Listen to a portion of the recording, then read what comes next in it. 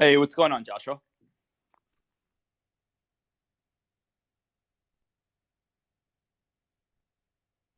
Is it Karthik or Joshua who's on the college DAO? Hello. Hi, it's Joshua here. Hey, what's going on, Joshua? Is Karthik also going to be joining us?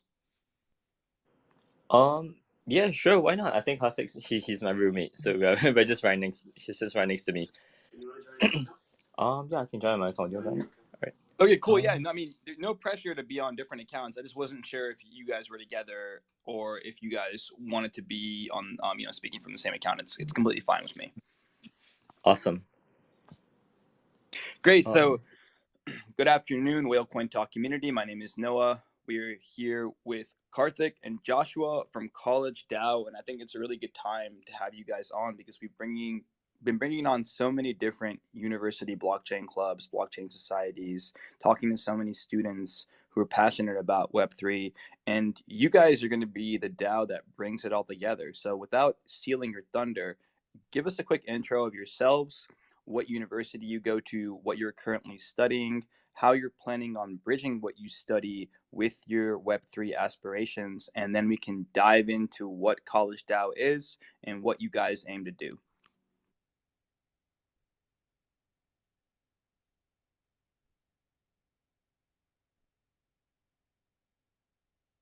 Oh, sorry, I think you guys disconnected. Let me pull you back up. Okay, got Joshua and Karthik on separate accounts.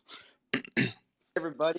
I'm not sure if you guys caught my first question, but Yeah, I did. okay, I cool. just had to be enabled to speak. But yeah, hey everybody. Hope you guys are having a good start to your Monday. My name's Karthik. I am currently a student studying computer science and entrepreneurship at the University of Michigan. And I'm joined here with Joshua. I'll let Joshua introduce himself really quickly, and then we'll go into our sort of Web3 journeys and stories after that. Yeah, sure. So I'm Joshua. I'm also taking computer science and entrepreneurship here at Michigan. So me and Karthik were actually roommates, and yeah, we've just been working in Web3, looking at how we can improve education. I can go a bit about my background later in a short bit, but yeah, my training is more on DeFi, analytics, and infrastructure. I'm happy to kind of talk a bit more about that as well. Yep, and then just a little sort of primer on College DAO.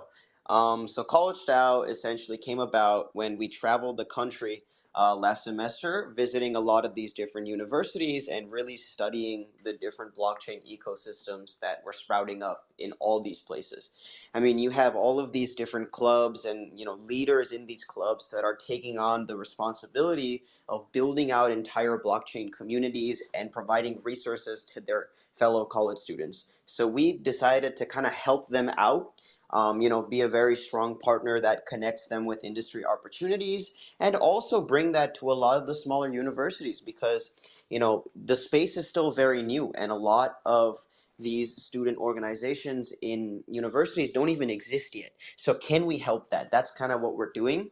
And, we do that through providing things like events, educational content, and then we also provide professional development opportunities in the form of internships and full-time positions. Okay, so let's start with events. What kind of events do you guys facilitate and organize? Yeah, I think diving in terms of like the events that we host. Last year we helped some blockchains host like different workshops, introducing the blockchain, introducing different kinds of technologies to students. That was a bit of like a tour that happened around the whole United States, around 16 different colleges. So part of what we spent last year, even though we were in school, we were jumping around different college campuses, traveling for a good part of the semester, and that was an amazing journey. We also held like a bit of a networking after party events, sort of at the end of the year at Empire DAO. If you're in New York, that has been a really nice place for such kind of events to happen.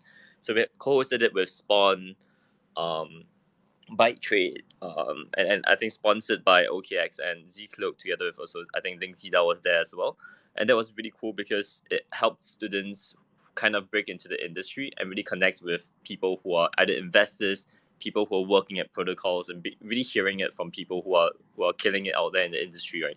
So having this face time really helped them. And other than that, looking forward for the rest of this year. So we are looking to be at ETH Denver. That's definitely one of the highlights for this year. And also later on, after ETH Denver, we are hosting a blockchain week at the University of Michigan. So we'll be inviting a lot of bigger protocols, smaller startups as well, uniting a lot of different college student organizations here on campus, whether they're in development, in investments, marketing, design, art. We're just trying to bring as many students here as possible, and host one of the first blockchain weeks here at Michigan, right? So I think moving on from there, we also just started College DAO Singapore. So I'm from Singapore, and that's why we decided like, hey, I know the whole infrastructure back there. I know the people. I know contacts back there. So let's get it started. So we got all of the different universities in Singapore on board. So all for like NUS, NCU, SMU, they are mostly on board, and we'll be co-hosting. We're trying to figure out the logistics for it. But a boot camp for Chainlink back in Singapore.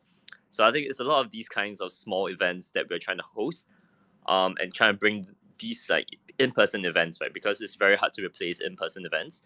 We're trying to bring that to college campuses where people can learn directly, have like face-to-face interactions with people who are working at these big companies, and at the same time, we follow up with more of like online content, online speaking sessions, like Twitter Spaces, workshops, and further into this month in February, we'll be launching a bit of like an academy. So say if a chain like maybe BNB chain or Algorand wants to get student developers on board, but a lot of the documentation and tutorials are all over the place. What College DAO is hoping to do is we'll work with different clubs and student organizations to kind of repackage all of that content, and we'll put it onto the academy so that we're basically crowdsourcing information, right? So clubs don't have to keep inventing new curriculums to onboard the freshmen. Everyone can crowdsource that. Maybe blockchain at Berkeley is really good at a certain kind of content, or blockchain Michigan is very good at research. They can focus in on one course, compile it, make it a good experience that you can take someone with no experience to get somewhere where they're confident. Have that there so that anyone can come in, get started, join the club, and then focus on what they're good at. So yeah, I think that has been what we're working on, mostly in-person events, online like educational content, as well as different kinds of opportunities like Karthik mentioned, right? Internships, career fairs, startup funding, stuff like that. Got it. So you guys are taking all these small silos that exist across different university campus blockchain clubs, whether it is research, whether it is students, talent, or anything else, and you're interconnecting all of it so that students have an easier time accessing it. And also, you guys have almost this economies of scale where if you want to work on something, you're able to find out who's good at what, tap into that so that people are doing less work and doing it more efficiently. That's what I gathered from kind of what you just broke down, and the way that I'm summarizing it is really that you guys are trying to make this a globalized college ecosystem because I think it's really important that university students, especially based on my anecdotal experience at this point, having talked to so many of you, are able to access one another and communicate together, especially when the tech is there and so easy to do it in a globalized world. Joshua, what universities are you guys currently working with outside of University of Michigan? Yeah, I think some of the universities that we have worked with. So back last year, we worked with Harvard, MIT. We also held some events at Berkeley and Stanford. Here in the Midwest, we are connected with Northwestern. Of course, University of Michigan. We're trying to get more in tune with the university, like the Michigan kind of ecosystem. So MSU, and as well as like further south, we haven't really started it, but I think we are now connected with UT Austin, FIU. Back when during Art Basel, we traveled out to we're actually Miami in a couple of conferences, and we started to connect with colleges in Florida as well. So Atlanta is another really cool place you want to get connected with, and yeah, I think we want to go everywhere, not just the larger colleges, but also into smaller colleges where maybe the ecosystems aren't fully built out, and we feel that if we can connect them into the larger ecosystems and all the focal points like Berkeley or New York, I think that's where that's going to be a really nice kind of community that we can build that kind of onboards smaller colleges onto the bigger kind of ecosystem. So yeah, that has been some of the colleges that we're working with. Right now, I think we're about 34, 35. 4 of them are in Singapore, mostly here in the US. I think 20, 29 or 20 or 30 here in the US. And next steps, we just got connected with Imperial College um, in the UK, and I think we're gonna get connected with LSE, Cambridge, Oxford, and India. India has been a really exciting one that we have been lining up, and yeah, more news on that coming soon. Yeah, so much untapped talent in India. Love Imperial Blockchain Society. We had them on a couple weeks ago, if I'm not mistaken. Love BAM. We had Abdullah on from BAM, and you guys are working with some awesome clubs. So there's no official list or onboarding process for each university's respective blockchain club, right? It's just kind of an unofficial relationship that you have with them, whether it's connecting people through through Telegram or Discord. Tell us a bit more about how that process works, if there is one at all. Sure. In terms, So what we realized was that a lot of these different clubs, we don't really need an application process, particularly because these clubs themselves have one in a lot of cases. We are more so just that open platform that resource that these clubs can use to kind of grow their own networks and provide a lot more opportunities to their students. So we don't have that sort of onboarding process, because that's kind of facilitated by the clubs.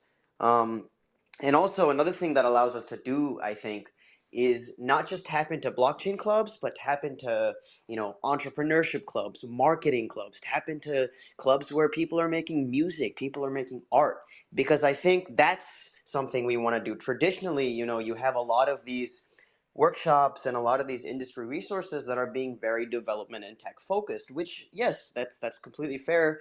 But I also think that there is something in Web3 for everybody. And this includes people all the way from marketing to like the artists. And so I think being kind of general and open allows all these other clubs to also approach us. We can approach them and we can get larger partnerships. Like, one thing in college is clubs are so crucial to the experience. And we find that a lot of clubs don't actually work together. Like, why? For example, like on Michigan, for example, the cooking club should work with the music club for events. They should all work together. And so that's kind of where we're coming in from with this open angle of bringing together different clubs to inspire them to explore how they could find their, place in Web3. yeah, I think just diving a bit deeper into that, um, we do find that when we interact with a lot of different clubs, we took a lot of feedback from them as well. And one thing we noticed is that we want to be a bit more of a like low stakes, no commitment kind of organization, because if we start to implement more like commitment and stuff like that, we become a bit more of a competition to existing clubs, and we don't want to be that, right? We want to be the supporting infrastructure for that. We don't want to start our own organizations, our own communities on the campus and kind of compete. That also makes it a lot more confusing for students who are getting started. They'll be like, oh, should I join this club? Should I join that club? Or should I join College DAO? I think that is not the direction we want to hope to go towards. We want to be like anyone can be part of College DAO. Our resources are open.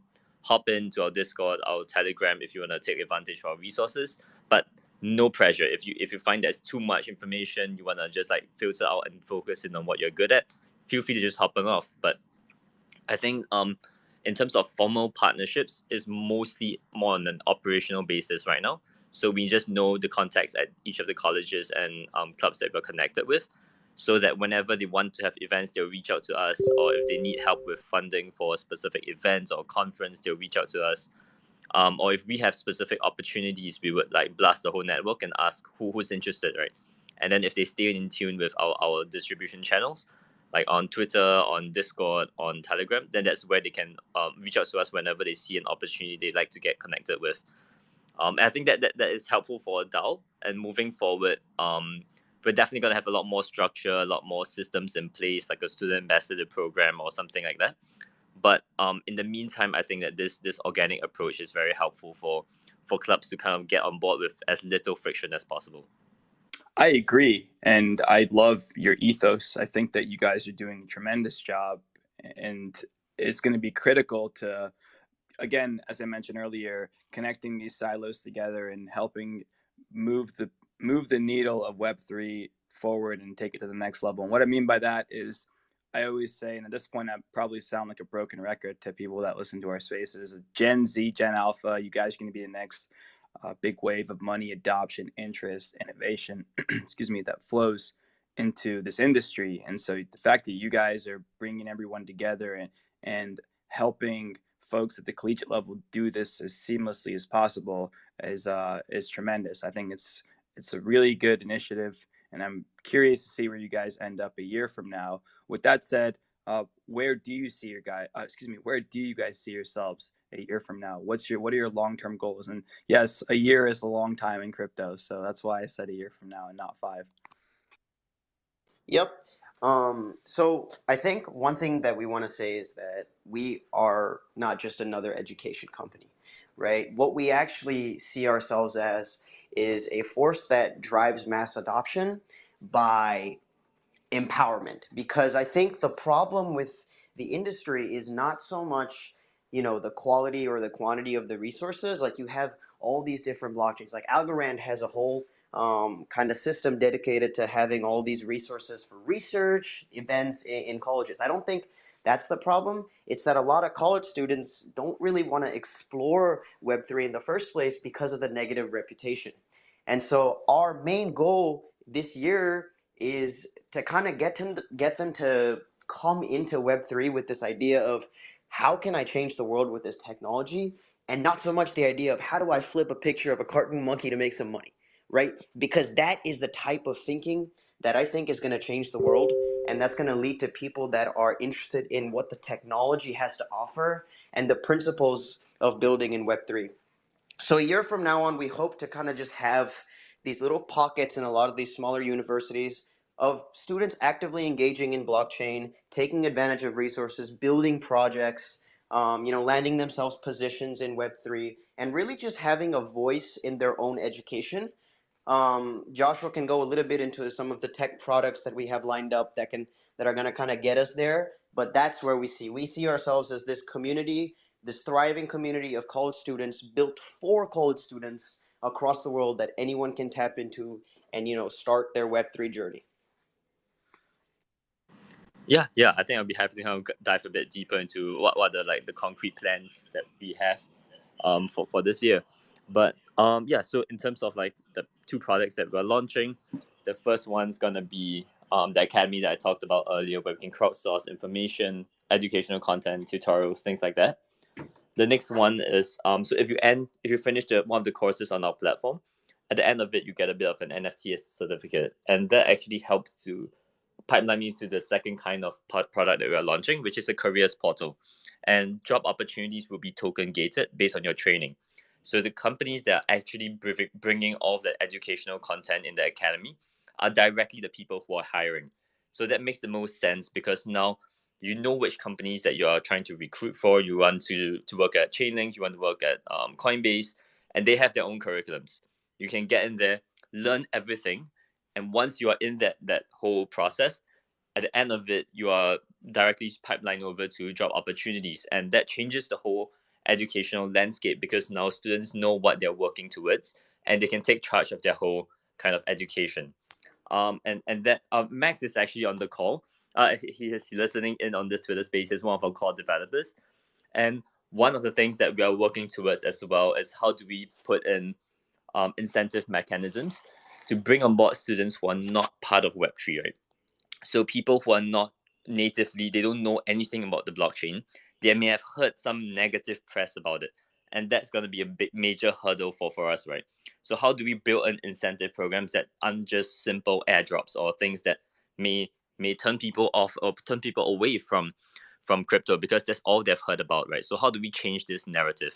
So can we talk in terms of more physical and concrete benefits that they can get? So one of the things that we're looking to host here during Blockchain Week here at Michigan is Joe's Pizza. So every college student loves Joe's Pizza. How do we bring Web3 into this? So if they can get an NFT and we have a partnership to kind of have maybe a year-long supply of free pizza for the top winner.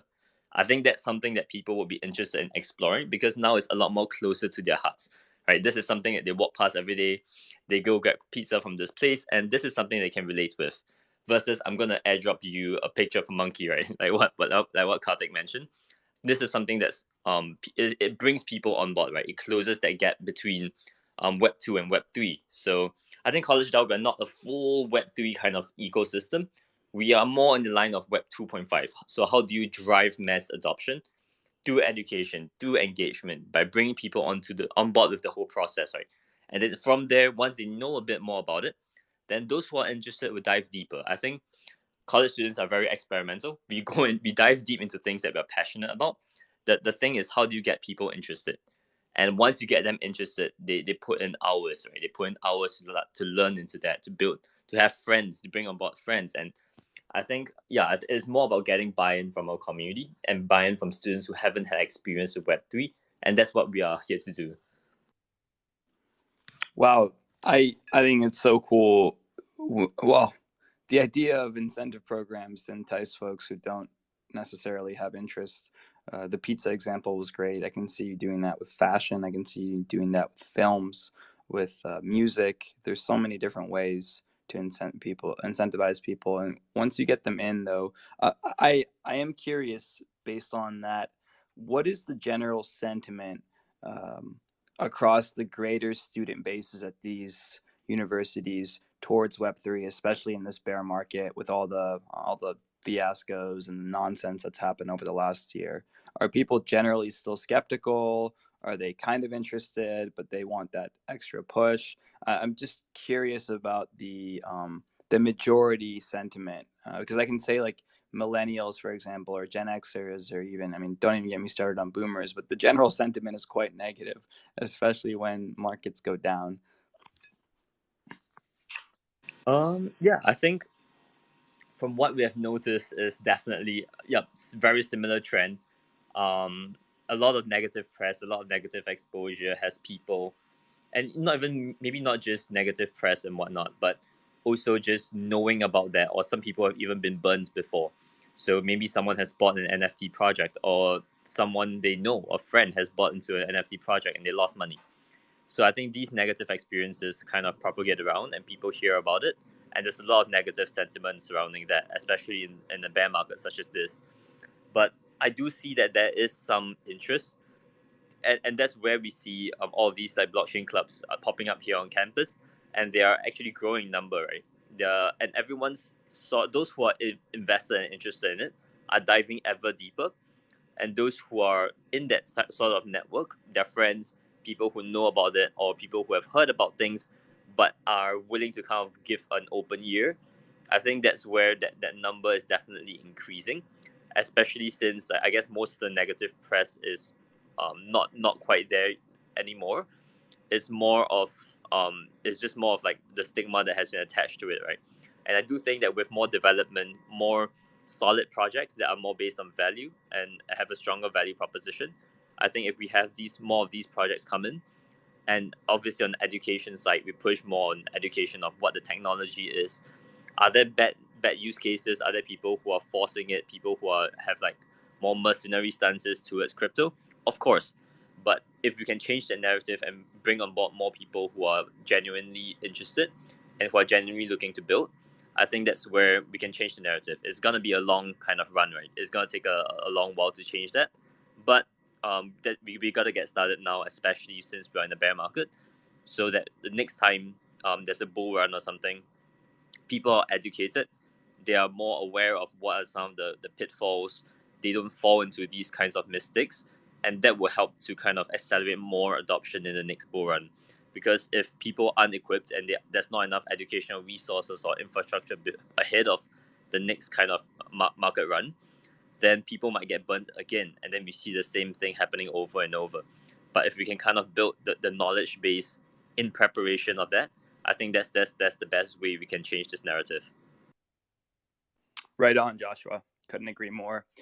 tell me a bit about your plans, if you guys have any plans on implementing a governance structure. I know you guys are a DAO, and a DAO can mean many things, but are there plans to implement some sort of a governance structure where people vote on certain decisions and decide what what kind of content you should put out, or yeah, you know what I mean.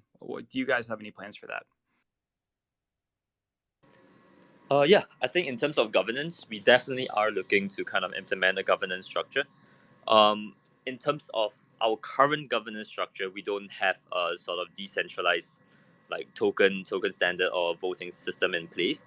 And part of the reason why is because we are focused a lot more on community growth and releasing our products first. And once we are a lot more sure about how that value proposition aligns up, we are more clear on how the products interact with each other, how they generate revenue, or how this actually benefits our community. Then we'll talk about how we want to implement tokens, how do we want to implement governance. Like if we just I don't want to launch a token just for the sake of it, because I think that's it's a recipe for disaster. We want to build the surrounding infrastructure, everything that we need first, so that we are very clear, right? And we are all aligned on what we want to build. Then we launch a token. Then we say, oh, you can use this for job applications. You can use this for what, or any kind of use case that we have or we offer. And after that, then the voting mechanisms, what kind of proposals that we want to have, that comes into play. And I think that's going to be a lot of a cleaner way to execute versus we start having governance systems right off the bat, have people say that we're going to accept proposals, but people don't know what kind of proposals to have, or say that we're going to vote, but then we don't know what kind of voting structure we're going to have. I think it is better that we can execute on community growth first, contributions, as well as our product lines, so that we can back like whatever activities that we have with solid like cash flow. From there, we bring on board like more colleges, bring on board more value, more internships, more funding for student startups, and from there we launch our token. Then that makes sense. Yeah, I think just to add on a little bit to that as well, the timing of that is going to be really crucial, because a lot of these students, when they don't even, have like a native wallet set up, how are they going to interact with sort of governance and tokens, right? Before we even take that system to them, I think there has to be a process where they're at least a little bit familiar. And I think that's where this idea of community building is going to really be, and our educational resources are going to be really strong. I also think that me and Joshua were discussing this the other day about how, DAOs and a lot of these governance like systems that are being set up are are looking to incentivize participation, but maybe you need a different or an additional model to incentivize collaboration, because you can like just incentivizing participation doesn't really mean that your members are going to actively collaborate with each other. And so those are all certain things and certain angles that we're definitely going to be approaching our governance from, and I think that's going to also kind of change up the landscape with how in general the students in our community interact with each other with protocols, and I think that's going to have a big impact on what they bring to blockchain. Yeah, I think that was actually thanks for raising that. That was the discussion we just had. And yeah, the main thing of, if we're gonna have a DAO that benefits students and we're gonna launch a token, we should make sure that the students know what a wallet is, know how to receive whatever we're giving out before we even launch it. Otherwise, it might be very concentrated, like maybe a couple of clubs or maybe a couple of VCs or whatnot come in and they try to like dominate the whole scene. We don't want that. We want it to be a very much beneficial process for everyone in our network. So education comes first, onboarding, before any kind of token activities. Yeah, and I don't even think that you got, I mean, this is just my opinion. I don't even see a reason why you guys should have a token that would have monetary value attached to it, because I just think that leaves a lot of room for corruption and, for lack of a better term, and just people hoarding tokens or trying to take the ecosystem in one direction or the other. I was just more so thinking about a way for each participant or each university or each organization that is present and contributing and part of College DAO to have some sort of a say, but nothing. I mean, one of the things that we saw a lot of in the previous bull market was everyone was trying to be a DAO, and we don't need everything to be a DAO. I'm completely fine with Web 2.5. Everything doesn't have to be Web 3.0. But let me think. I think that's. Is there anything else about College DAO and your guys' plans, your future vision, what you're building that I've missed that you want to discuss with us? Because I want to go to the second part of the space, but I wanted to pause here and just make sure we got everything out of the way. Yeah, I think that was pretty comprehensive, and yeah, definitely agree on the point that unless there's a super clear reason why we need to have a monetary value for our token, that there shouldn't be a very like strong reason why we should. It should at least just be a governance system first. If there's a strong reason why for monetary value, then what we'll throw it into the future. But right now, I think governance is the strongest way we're gonna have it, and I don't think we should have a dollar value attached to it yet. Joshua, do you see, and Karthik, both of you guys, do you guys see a distinction or any differences between students and the way they interface with Web3 when you look at Singapore versus the US versus India? I mean, India actually is maybe a bit different, but the US and Singapore. I think there's definitely quite a big variety.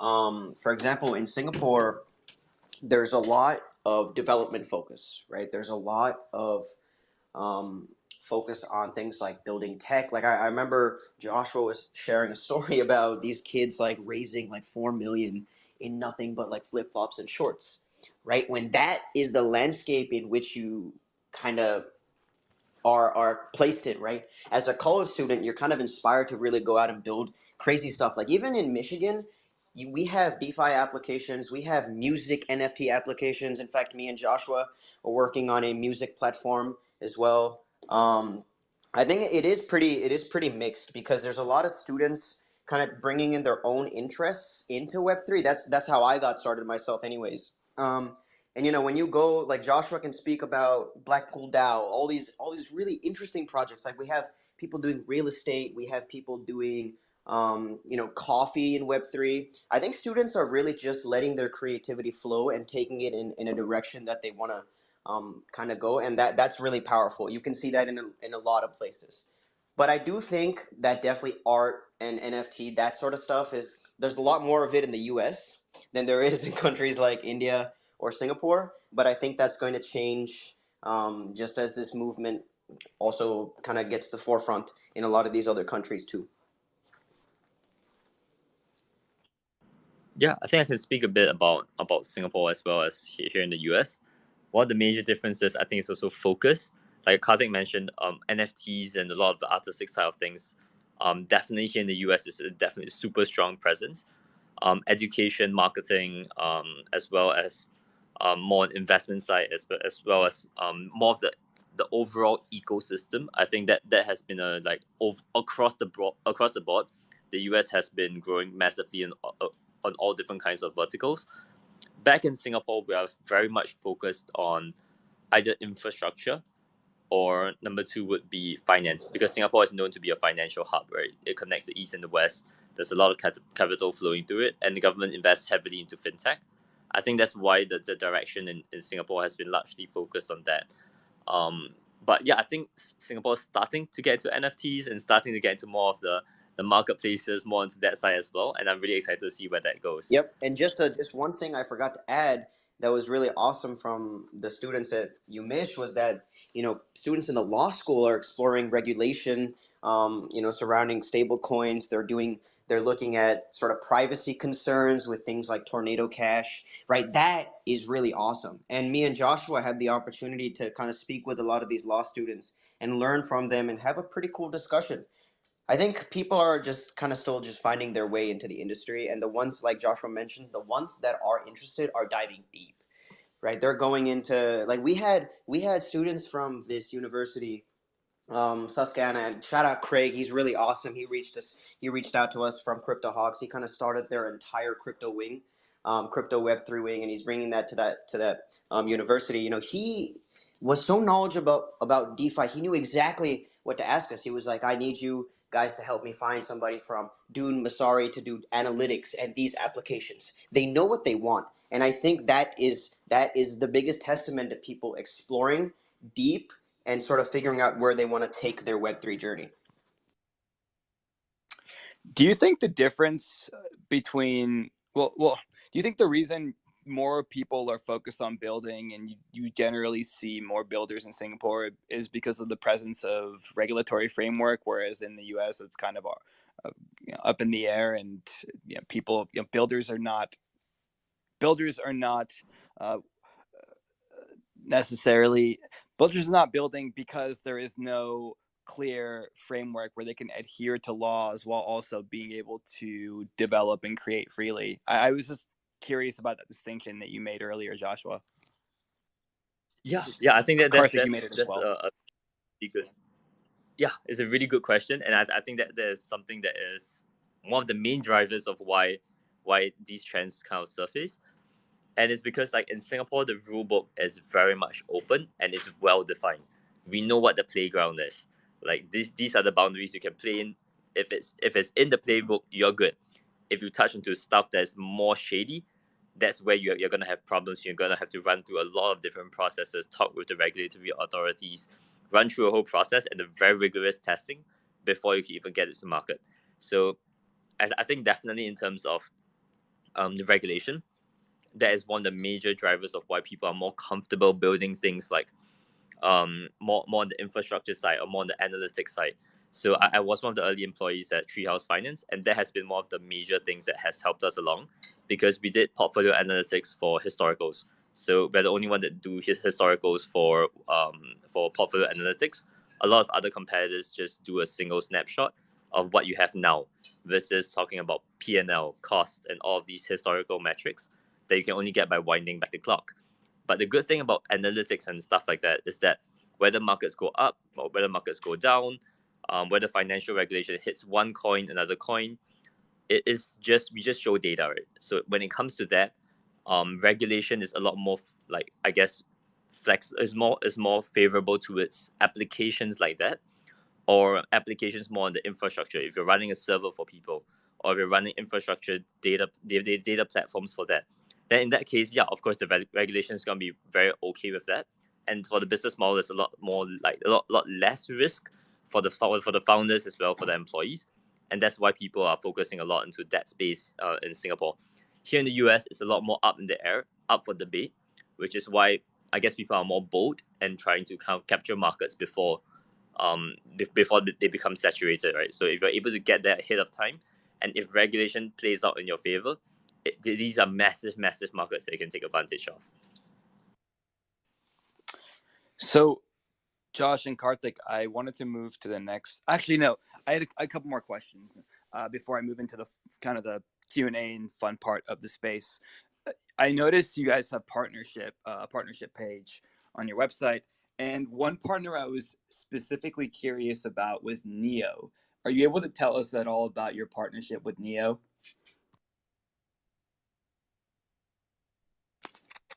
Yeah, sure. Karthik, you want to take this? Yep. So the Neo blockchain was kind of what really started off College DAO. Super grateful for them. They kind of approached us and we said, okay, let's help you guys do a Web3 campus tour.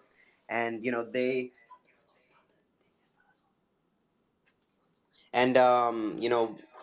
what happened was they wanted us to, they worked with us to travel across the US, going to all these different universities, kind of teaching blockchain. And it was a really nice process because we also got to see all the different ways that protocols are trying to reach and tap into the college audience, right? How are they driving engagement? They were doing things like setting up wallets through NFTs for participation. And I thought that was really cool. So they kind of really inspired us and gave us those very first few kind of experiences and opportunities to really understand what we could do with College DAO. Yeah, I think Neo was one of the, I guess, one of the first partners we had, and that kind of got us a lot of exposure, talking to a lot of different protocols, traveling the country to talk with different universities, and that has been a really exciting experience. Yeah, and I think we'll be focusing like Eve Denver. Eve Denver will be meeting a lot more protocols, a lot more partnerships that we'll be having. Um, yeah, I think Neo was a very good experience into how do you interact with a blockchain company, and how do you handle education for that, right? Because we were still super fresh back then, only working with a couple of smaller companies and smaller protocols. So this was one of our first few big like blockchains that we interacted with, that kind of opened our eyes into seeing, oh, okay, what are the demands of an ecosystem? What is an ecosystem looking for when they're trying to interact with students, versus like a single company that's only looking to maybe get students learning about their product. Maybe some people will use it, maybe they'll refer their friends. Now it's more of like, how do you get student developers on board? How do you talk about developer relations? And I think that has really helped us kind of build the kind of all the documents that we have, all of the processes that we have in place to talk with a lot more bigger chains that now we're talking with. So I think that is something that was super helpful for us. And yeah, it was a very great experience for us at the start, and it also kind of helped us travel around the country, talk with universities in person, and also get to know what the culture is like on each campus. Like Yale has a very, very different culture from Michigan or Stanford, right? So knowing these kind of cultural and context, I think that has been really helpful. That's awesome, man. I honestly had no idea Neo was this active, and this past, or I didn't know that Neo was out there doing the things that they're doing. I just remember Neo, aka Ant Shares, from the 2017 bull run, and they're still top 100. But I also just, it's surprising. That's awesome. Very cool, guys. Last part of the space, I'm gonna ask, or I'm gonna let some community members come up and ask questions. But before I do, earlier on, I asked you what your Web3 aspirations are, and I want to go a bit deeper into that. And I'll start with Joshua. Joshua, what do you want to do? What do you want to do outside of college DAO? What do you want to do in this industry? What are you passionate about? Yeah, 100%. I think in terms of areas that I'm interested in, definitely my background is in DeFi, infrastructure, analytics. I'm very much in product space. So I was a lot of my training has been in technical product management. So I think I'm going to continue with that, either that or more on the investment side. But one thing I think Karthik raised just now is that we're working on a music platform that trades licenses using NFTs. And I think if we do raise for that, that's going to be one of the main things I'll be focusing on. Yeah, so I think that has been so far a really, really educational and super. I don't think that kind of experience can be replicated anywhere else, where you have to build something from scratch, scope out all of the details, figure out both on the business side as well as the technical side how you're going to make it happen, and also on the marketing and messaging side. And it's something that I think you have to really care about, especially in things like in a bear market, and with the common narrative. You have to be somewhat of a contrarian, right? Because the common narrative is focusing on something, it shifts all over the place. Like back in 2021, 2020, oh, blockchain was definitely doing well, people are focusing on that. But now that we're moving away from that, there's a lot of bad reputation and people are more hyped up about chat gpt, AI, ML.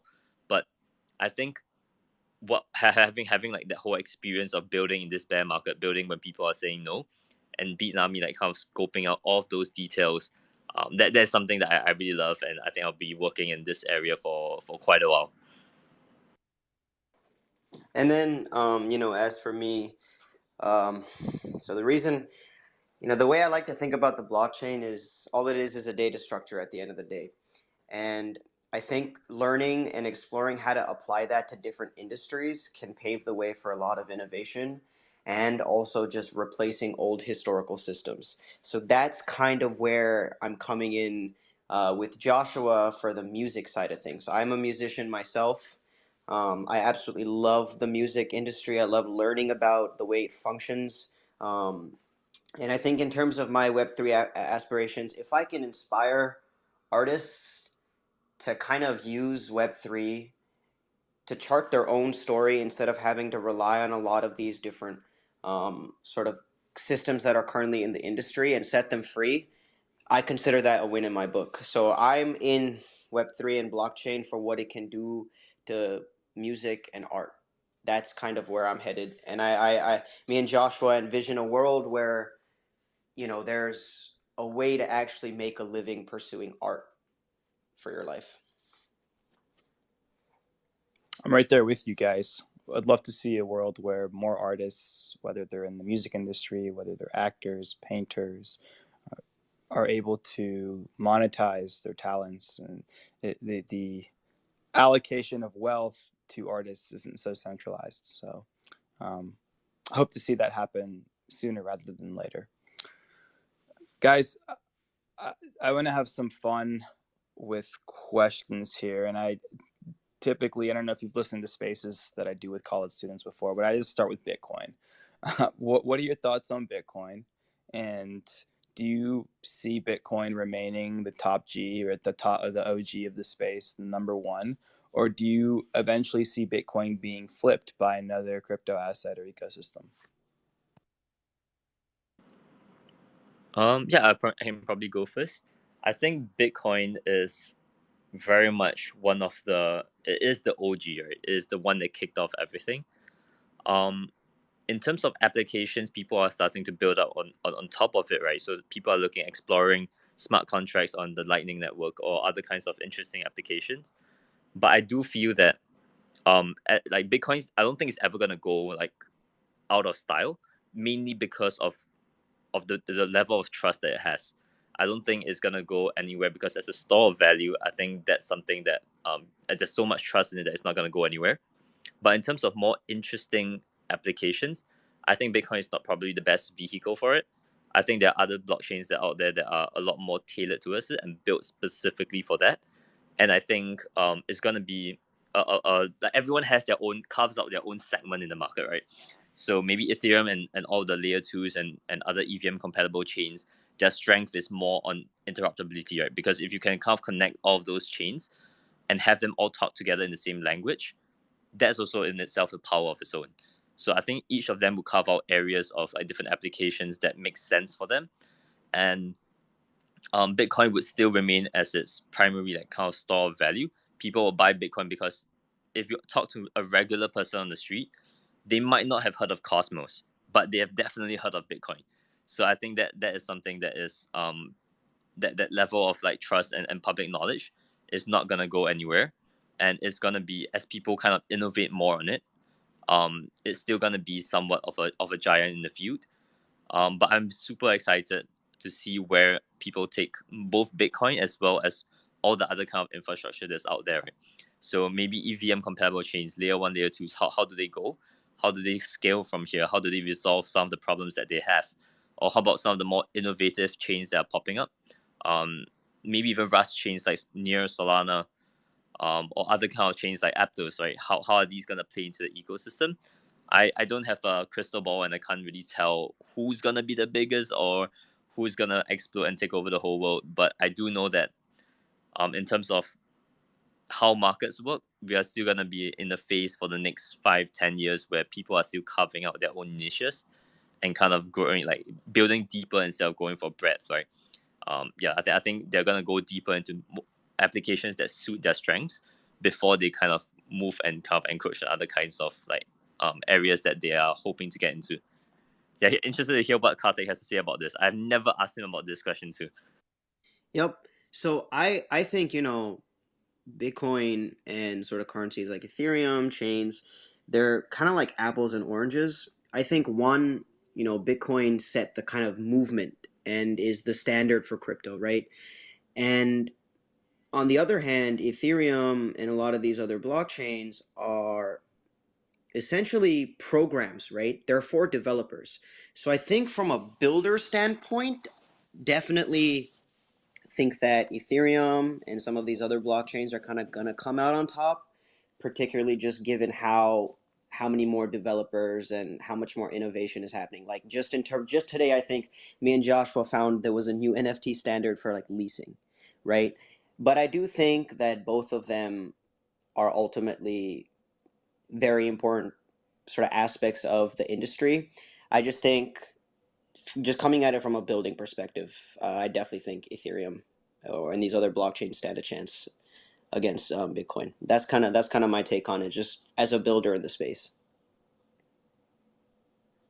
Yeah, and do you guys think that ETH is going to be the top dog as far as smart contract development goes, especially with sharding and highly scalable rollups? Or do you foresee, and I know you don't have a crystal ball, but do you foresee other layer ones, alt layer ones, kind of maybe flipping ETH in the future? I would think not in the near future. I think Ethereum still has a lot lined up for it.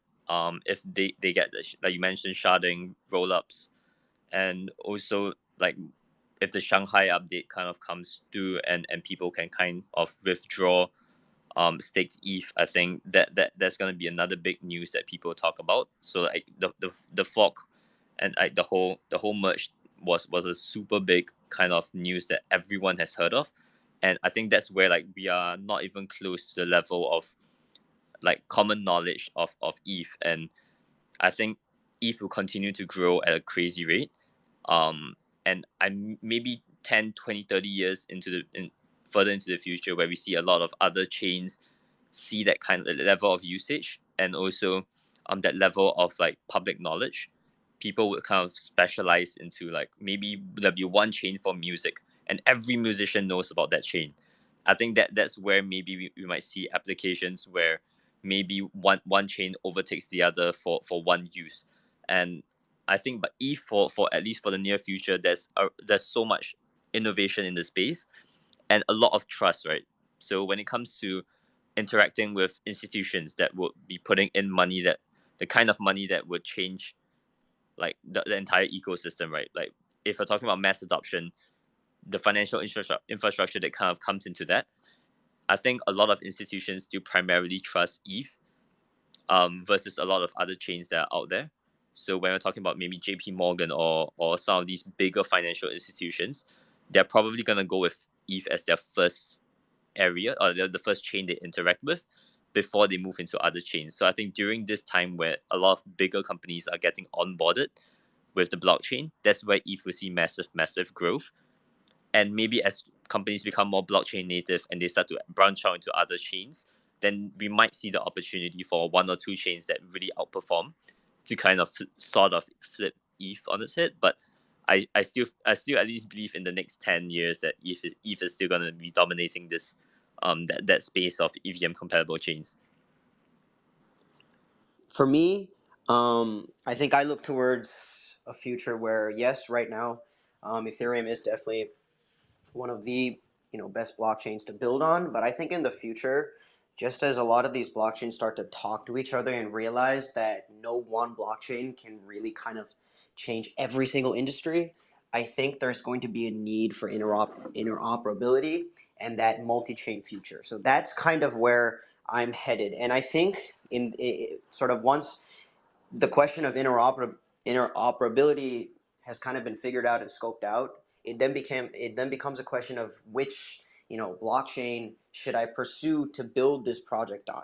You're looking for fit as opposed to anything else, and I think that is kind of the key, like Joshua mentioned, where we have a chain specifically for music, we have a chain specifically for e-commerce. I think that's where I'm headed. I do see a lot of these blockchains kind of developing applications and infrastructure to support these different industries, but ultimately I think it's going to be very difficult to take on all of these applications at once, and that's where all of these individual blockchains can maybe leverage their strengths and their unique aspects as far as the infrastructure and the technology is concerned.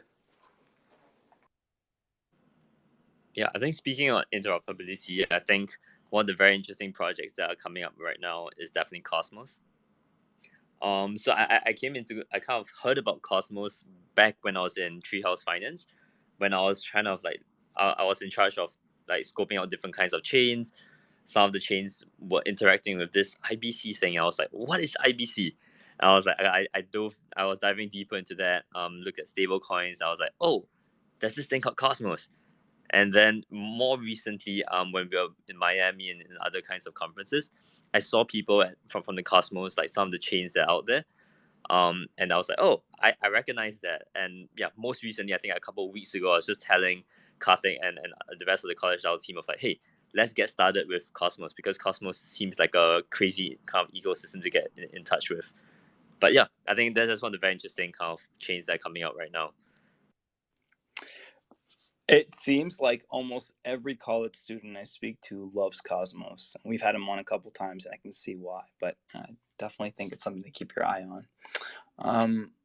Okay, so guys, what are your thoughts on industries that are going to become disrupted by NFTs? And you can't pick art, you can't pick gaming, you can't pick anything that's obvious right now. Like anything that we're starting to kind of see, you can't pick that. Even like fractionalization of property and stuff. I feel like that is already happening here and there. It's not widespread yet, but I would love to hear your thoughts on how NFTs are going to change and revamp interest, not revamp, but change the way industries operate.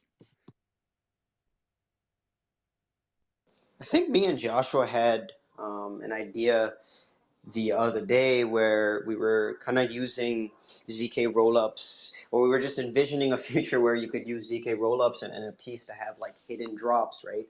And that can be really useful if you have, let's say, a marketplace where you need to, like Upwork, where you're sharing code or you're sharing like a project that you build across.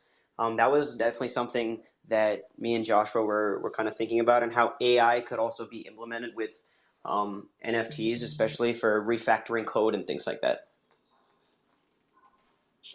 Then yeah, so Karthik beat me to it. AI and ML.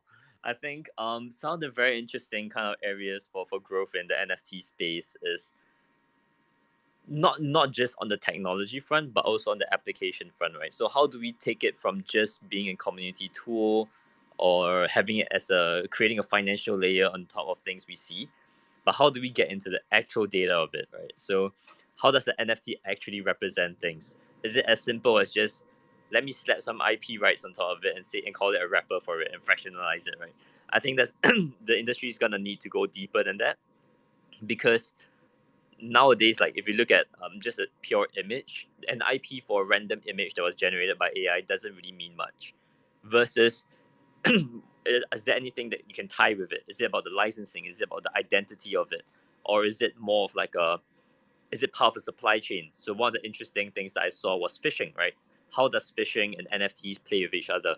Can you store parts of a supply chain, like information about a specific batch of fish, onto an NFT? And at each stage of the NFT, as it moves from one plant to the other, you store information about it, so that says a virus or an infection comes out onto one of the batches of fish. You don't have to throw away every fish or every head of lettuce in the whole country. Instead, you focus on one batch and you're good to go. So things like that, where it's a lot more operational, has a lot more real world value. I think that has been something that NFTs have the power to, but we haven't really kind of dived like deeper into that. And I think that's where NFTs have crazy amounts of value, because now the data is all being like transparently stored. Verification is a lot more like it is stored onto the data structure itself. And if we can build AI and ML like kind of applications that look on top of the on-chain data, index it. So indexing in blockchain is messy, right? But if we can index into it and build algorithms on top of that, I think that the possibilities for it will be crazy.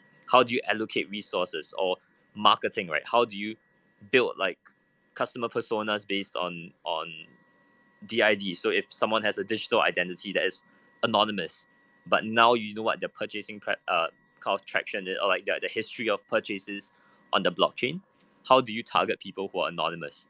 So AI algorithms that are out there, we are seeing people kind of focus on, oh, it's either blockchain or AI and ML. I'm like, why not both? Why not see what's the intersection of both, right? If we can kind of see what we can work on and see where we can find innovative kind of overlaps, I think that's gonna be where we can take NFTs and like mass adoption to the next level, to the point where people will interact with the blockchain without even knowing about it. Like they'll buy a fish, or they'll buy a steak from the supermarket, and they didn't even know that an NFT or maybe even a private chain ran behind the scenes to get them like that piece of food. So I think that this is something that I really hope the NFT kind of space can dive deeper into. And yeah, I think that's mostly on my end. Yep, and just one thing that I want to add is also how I think like the fact that you have to purchase and kind of invest in an NFT in itself adds another layer, when it comes to measuring your consumers' level of consumption, or I guess loyalty to your brand. And so I think even in, I know we said not to talk about music, but just art or just any sort of e-commerce store, I think a lot of NFTs are going to be used to hone in on that very focused sort of customer groups who are willing to pay that much amount for your service. And I think that's going to be really powerful in isolating your top customers to those that might not be recurring customers, right? And I think that's a fundamental difference in how marketing is going to change as well. Man, you guys really get it. And some of these ideas I not even thought about as far as NFT implementation and utilization goes. We got to talk more offline. And I would also love to have you guys come on and talk about individual projects, individual topics that you're interested in discussing. I think it's really beneficial for the community and it helps all of us learn better as a whole. I have one community member, Venice, who wanted to ask a question. So I'm going to pass the mic to him and then we'll wrap things up. Yeah, thank you so much, Noah. I won't take much your time. Okay, I know you guys are working with blockchain clubs and have very great plans with working with other colleges and universities. But I want to know how you would introduce blockchain technology and its potential career opportunities to high school students who are exploring their future career paths and are confused about what degree program they should pick for them. So how do you spread awareness to those students that don't have any blockchain club in their school or high school students? Right. So that is an extremely good question. And I think that is kind of where College Style can really stand out, because, we took it upon ourselves to help a lot of these, universities where they don't have that club or they don't have that community to get started. And especially when it comes to, high school students, I think the key is to not so much talk about the actual, details of the technology, what it means to build, but rather kind of inspire them from the context of what exactly Web3 details and what it means. What are some of the principles when it comes to ownership of data, that sort of stuff. And I think the way we want to do that is by leveraging existing communities, right? You have Girls Who Code, you have all of these sort of initiatives that are directly tapping in to provide these resources. And so I think collaborating with them is going to be key. Like, the biggest thing that we've realized is just how powerful all of these different clubs and these organizations are, right? Like, community development is such a difficult task, and these people like Abdullah, for example, from last week, they've already put in that effort to set that up. And so why would you kind of let that go to waste, right? Making sure that we use those. And I think we spoke about this earlier, not just going for that typical blockchain group, right?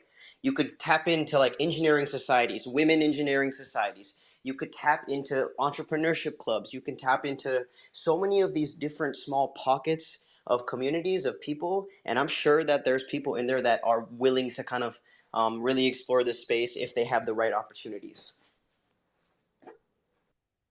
Yeah, I completely agree with you. And I think for the mass adoption and spreading awareness worldwide, you would be needing ambassadors in almost every country that can speak some native language. So I want to know that is there any plan to onboard ambassadors in different countries where those ambassadors can go into different universities or high schools that that's to spread awareness about blockchain and current trend to students that are graduating or that are looking for their career paths, that which career paths they should choose. So is there any plan to onboard these kind of people, and what benefits these investors will get from your project? Yeah, I think you're definitely speaking our language. I think that is something that we're very interested in doing, and right now we're working on the logistics of having like a student ambassador program, where people would be literally the champions of Web3 in each of their own campuses, right?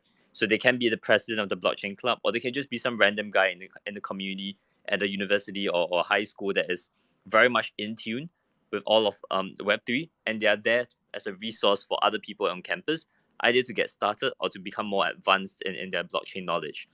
So I think that has been something that we're trying to roll out. We're still working out the final details, like what other kind of events we have lined up for them, what's the actual value that we can deliver to our student ambassadors, and also how we're gonna, like you say, incentivize, right? So I think that's where we'll be having we need to look more into the finance and operations of it, but we want to start to fly people out to different conferences.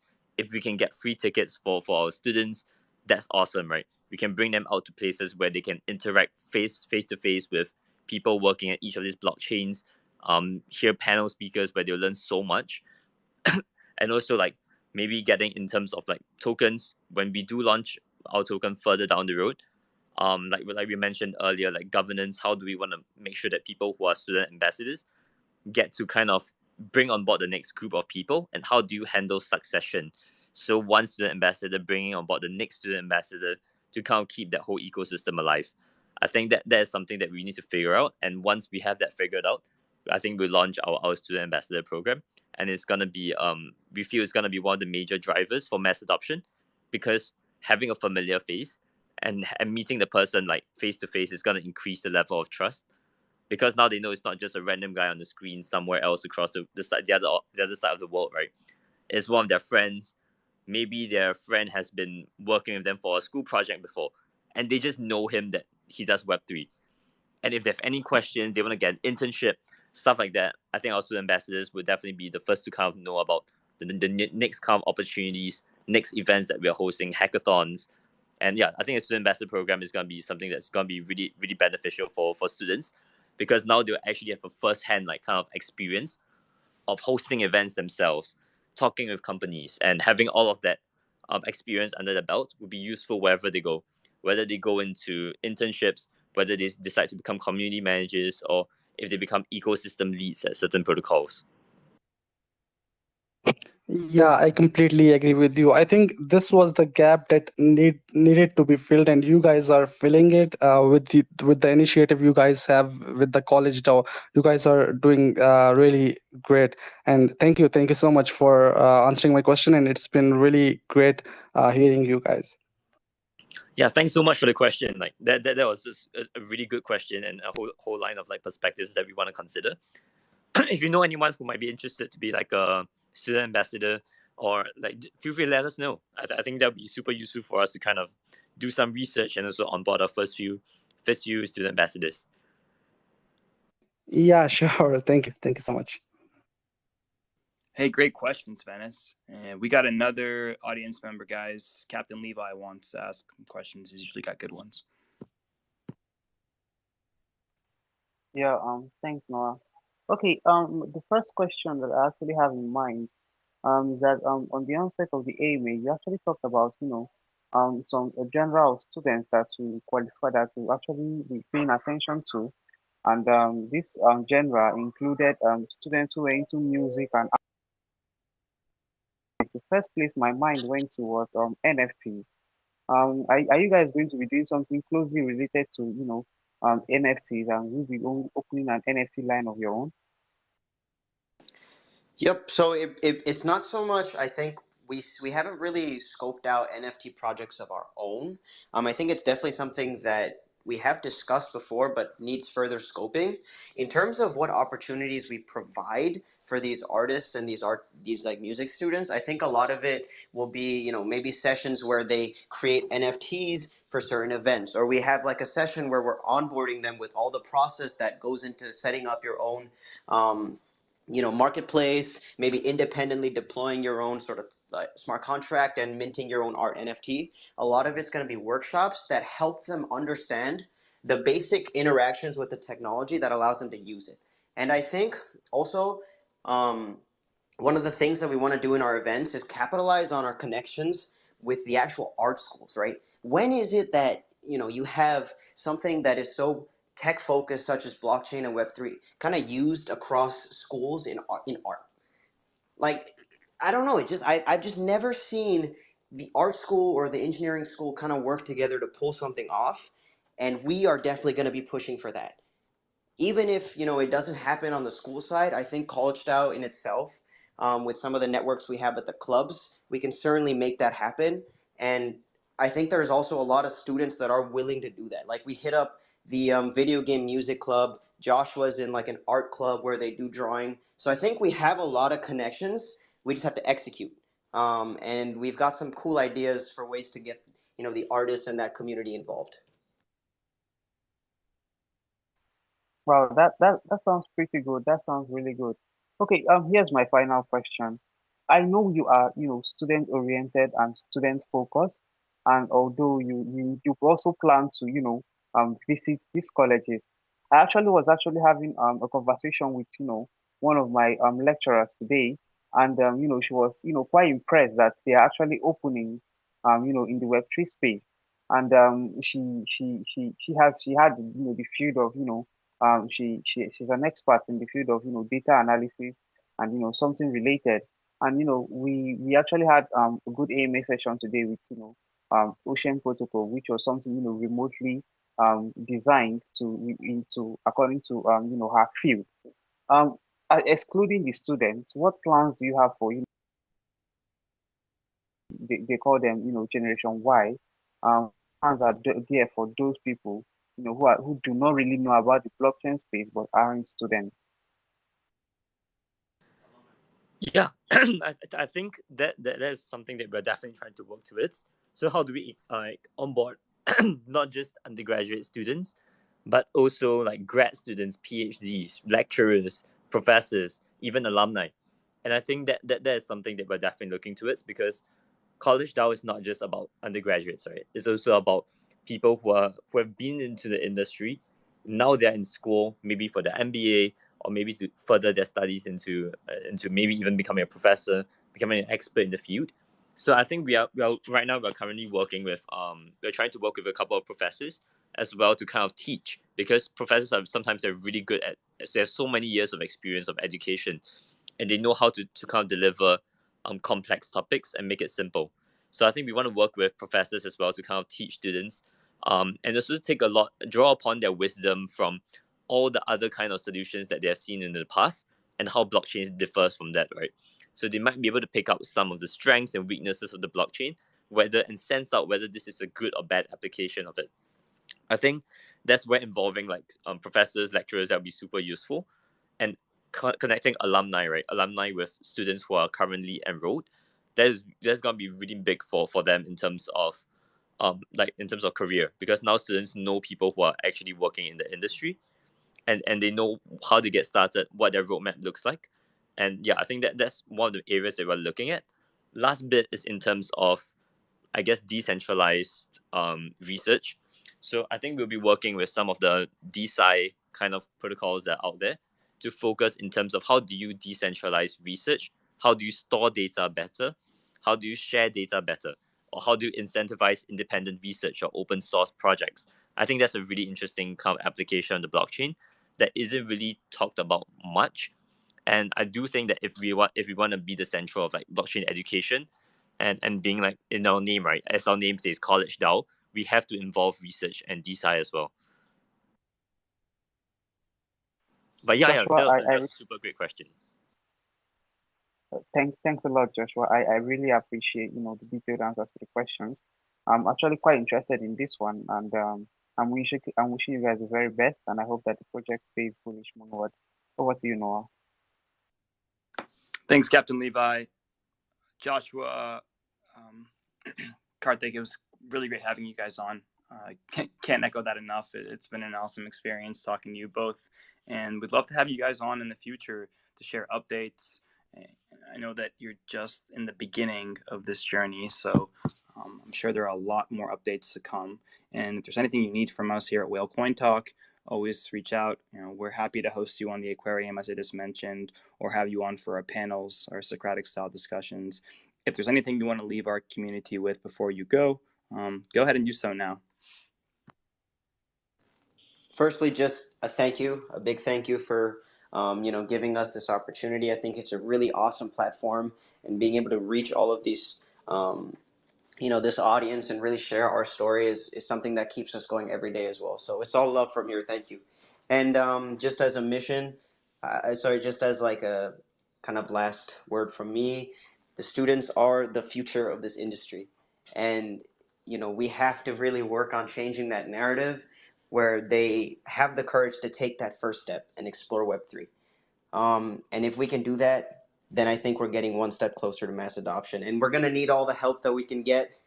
So if you're a student, if you're somebody that aligns with this cause, and if you know somebody that's looking for a way to get involved in the Web3 space, be it through education, events, or just internships, send them our way. All we want to do is help out these students. Yeah, I think from my end, like Karthik kind of nailed it, right? So that's our mission. Um, at our heart, I think that's our main thing is how do we have an experience, like how do we redefine what education means for at least people who are interested in Web3? How do we really kind of change that whole kind of lifestyle and experience for them? And also at the same time, how do we bring people on board with changing this whole kind of narrative, right? Because this is a whole movement. It's not just a company. It's not just like a community. It's a movement, and I think we want to make it like beyond our generation. Because college now, when we do graduate, we'll hand the keys over to the next group of core team members, and we want to see how this can continue to play out beyond when we are no longer in college, or when maybe we have gone out and done crazy things, right? How do we let the next generation of college students kind of take on the banner and continue this movement beyond not just countries but now beyond different generations? If we can get to that level and make it self-sustaining, we will need any help that we can get, and we would love that kind of energy, right? If the next generation can do 10-20 times of what we're doing, that's such a win in our book. That's something we really want to see happen. And anyone who's interested in kind of joining us for this journey, and helping us kind of take this to the next level, let's definitely talk, right? I couldn't have said any of that better myself. So I'm just going to say thank you so much to Joshua and Karthik for coming on. And thank you to the College DAO team for building this great ecosystem. You guys are doing tremendous work, and the best is yet to come. Audience members, remember everything you hear on these broadcasts is for educational purposes only. Nothing is financial advice. So be safe out there. My name is Noah, signing out. Take care.